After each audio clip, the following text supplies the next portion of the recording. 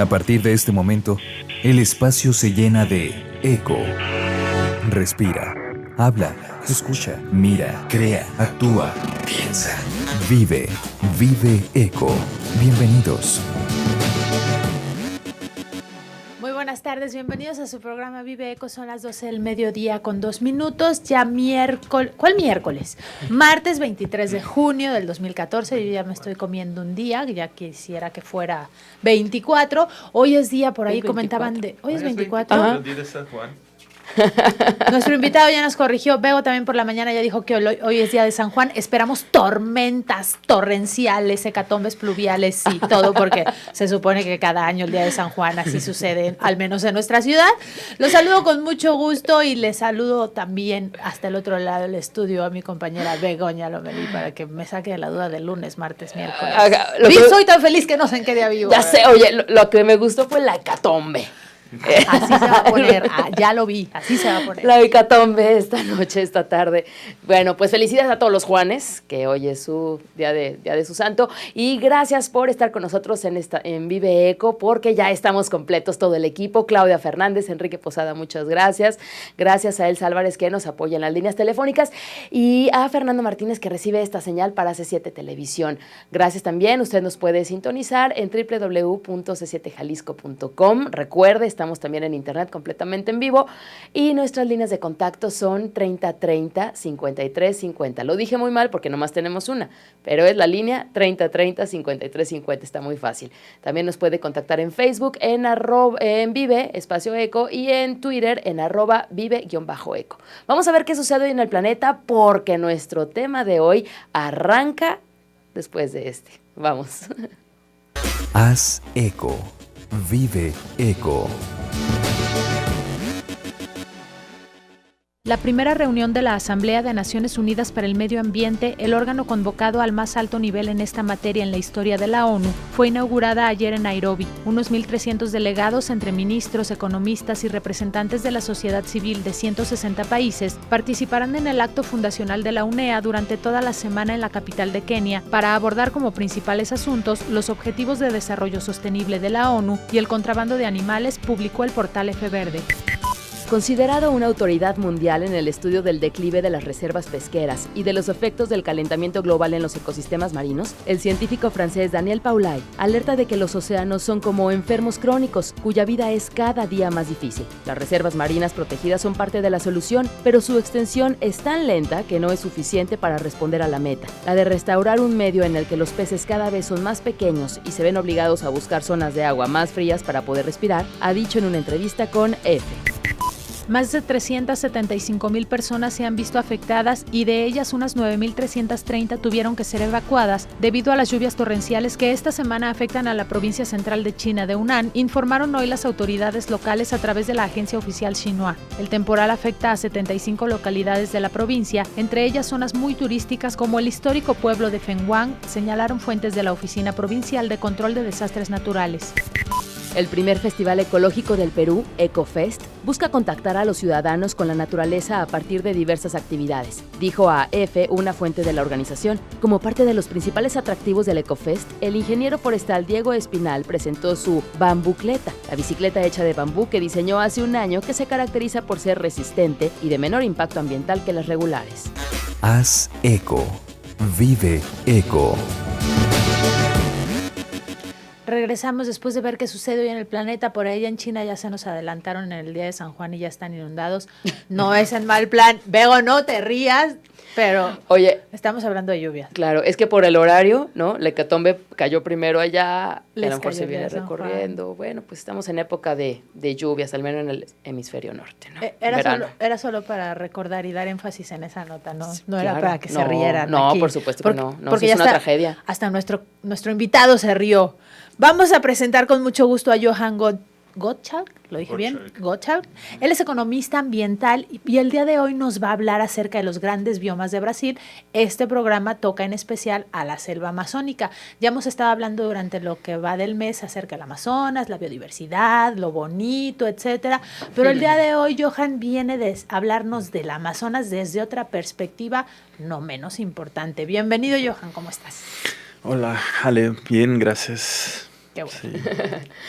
Johan, Brasil tiene muchos biomas que son importantísimos y es por eso que esta semana tú estás con nosotros a partir de hoy hasta el viernes, porque Brasil no es solamente el Amazonas como el gran bioma, sino que tenemos muchos más. Sin embargo, el gran bioma de Brasil, ¿podemos decir que es la selva amazónica? Así es, la selva amazónica abarca, o el bioma selva amazónica abarca casi 49% del territorio brasileño. Para que tengas una idea, Brasil tiene 8,5 millones de kilómetros cuadrados, o sea, más de 4 veces el tamaño de México. Entonces, dentro de este bioma cabrían 2 Méxicos completos y todavía sobra espacio. Increíble. ¿No? Entonces, tamaño. abarca un buen. Y esta es principalmente en la región norte del país. Si ustedes ven en el mapa, ¿sí? Abarca principalmente los estados de Amazonas y Pará, que son los 2 mayores del país, pero también Acre, que es el de la izquierda, Rondônia, a la izquierda abajo, arriba tenemos Amapá, Roraima, y se mete a otras regiones como la región nordeste, abarcando un cacho de Maranhão, en el sur un cacho del estado de Mato Grosso y también el estado de Tocantins, que hace frontera con la región centro-oeste y con el bioma del Cerrado, que es el siguiente. Luego el segundo mayor bioma que tenemos es el Cerrado. El Cerrado abarca unos poco más de 2 millones de kilómetros cuadrados. Estamos hablando de un poco más del tamaño de México. Mientras que en la selva amazónica tenemos la selva ecuatorial húmeda con altos árboles. El Cerrado va desde gramíneas, o sea, pasto, hasta arbustos y pequeños árboles de hasta 3-5 metros. Luego, el tercer mayor bioma, como unos 10 o 11% del territorio nacional, es el que está en verde, que es la Mata Atlántica, y por fin la Caatinga, un poco menos de 10% del territorio nacional, y abarca principalmente una región que es parecida aquí a México a lo que es la parte norte del país, o sea, es una región semidesértica. De esos 4 en específico vamos a estar hablando en los siguientes días. Nosotros en algún programa pasado nos acompañó Alejandro Juárez para darnos la versión de Chico Méndez, de lo que sucedía en el Amazonas, pero también hemos estado hablando de lo bonito que es pura selva, ya mencionaba yo la biodiversidad. ¿En qué situación está ahorita el bioma del Amazonas? Mira, los biomas en general sí se ven afectados, pero hay que tomar en cuenta el tamaño del bioma y la cantidad de gente que ahí vive. O sea, el bioma en sí, la selva amazónica es enorme y la población que vive en esta región es muy pequeña. Entonces, desde esta perspectiva tenemos un impacto sobre este bioma relativamente pequeño. O sea, no es pequeño en términos absolutos, ¿sí? O sea, se estima que un 30% de este bioma originalmente ya dejó de existir como era en sus orígenes.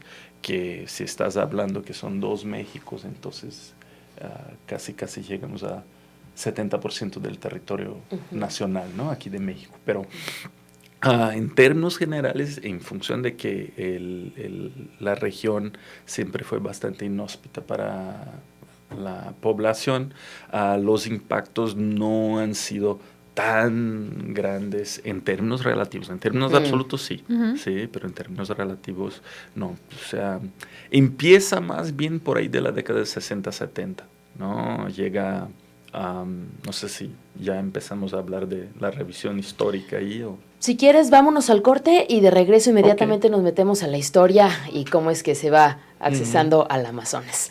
Esta tarde está con nosotros Johann Gottschalk, economista ambiental, además feliz día de su santo, Johann en alemán, aunque Johann en realidad es brasileño con ascendencia alemana. Germano brasileño. Sí. Germano brasileño, lo dije al contrario. Así que pues, también llámele para felicitarlo. Nos está hablando esta tarde del bioma más grande de Brasil, que es la selva amazónica. Así que quédese con nosotros en Vive Eco, 3030-5350. Haz eco. Vive eco. Haz eco. Vive eco. 12 del Eso mediodía está con así. 15 minutos y estamos hablando de que al menos Bego y yo ya queremos ir a visitar Brasil porque, claro. porque está bien padre, nos Sí. está platicando nuestro invitado. Les recordamos que el tema de hoy son los grandes biomas de Brasil. El día de hoy toca en específico a la zona de la Mira, selva ese del era un lugar. Amazonas. Y antes de ir al corte estábamos hablando un poquito acerca de la historia del Amazonas, etcétera, que me están desconcentrando. Perdón. No te creas. Pero vamos a entrar de lleno con la situación. Yo te preguntaba la situación actual de ahorita de la selva. ¿Cuáles son las principales problemáticas que encontramos en la selva? Bueno, ahí tendrías que hacer, como digo, una revisión histórica, ¿no? Ujú. Porque dependiendo del momento histórico tienes un impacto principal diferente. Por ejemplo, en la década de 60 llegan los militares al poder en Brasil, empieza la dictadura militar que duró del 64 al 95, al 85. Entonces, ellos tienen esta visión de que hay que ocupar la Amazonia. Sí, empiezan con algunos proyectos muy grandes. Uno de ellos es la Transamazónica, sí, que una carretera que debe cruzar todo Brasil de este a oeste y hasta hoy nunca ha sido terminado. O sea, hay tramos hasta hoy que todavía no están pavimentados, es un cuento de nunca acabar porque construyen la carretera, la selva se lo come, vuelven a construir, pero a lo largo de cada carretera empieza impactos ambientales porque muchos se ponen a vivir a lo largo de las carreteras, ¿no? Entonces empieza ahí, luego hay algunos proyectos como el proyecto minero de Carajás, ¿sí?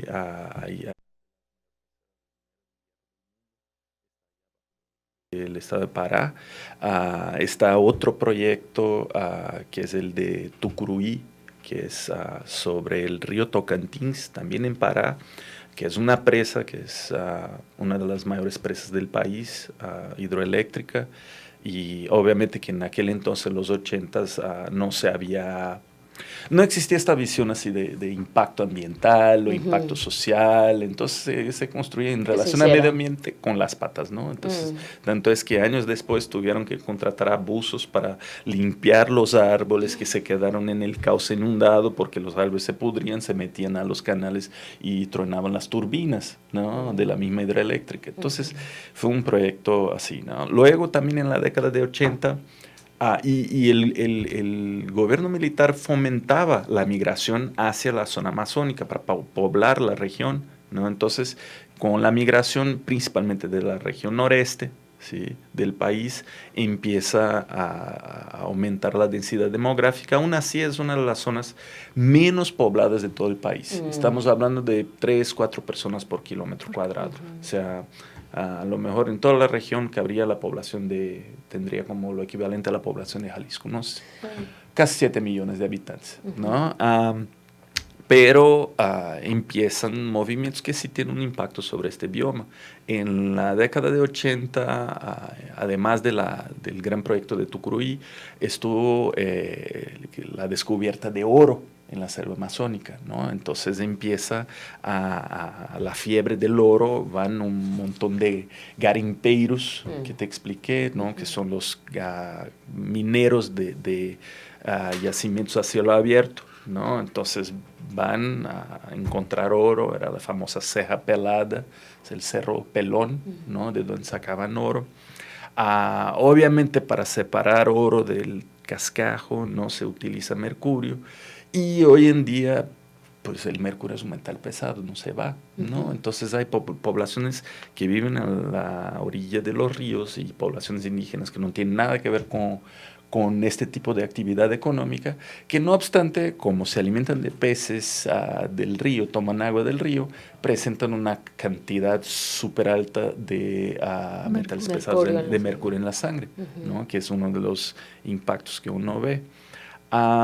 También junto con la idea del desarrollo, el progreso, ¿no? Como está en la bandera, orden y progreso, los primeros que se van a esta zona,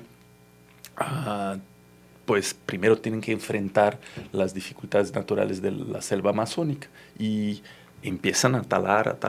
Una de las actividades es la extracción de madera y hasta hoy es una de las principales actividades económicas de la región, ¿no? O sea, talan y desafortunadamente no es una actividad muy ordenada. El IBAMA, la Semarnat de Brasil trata de controlar, pero pues los recursos no son suficientes y buena parte termina yéndose al extranjero para comercio internacional de maderas nobles, otro cacho se queda para el mercado nacional y finalmente otro cacho se dedica es convertido en carbón.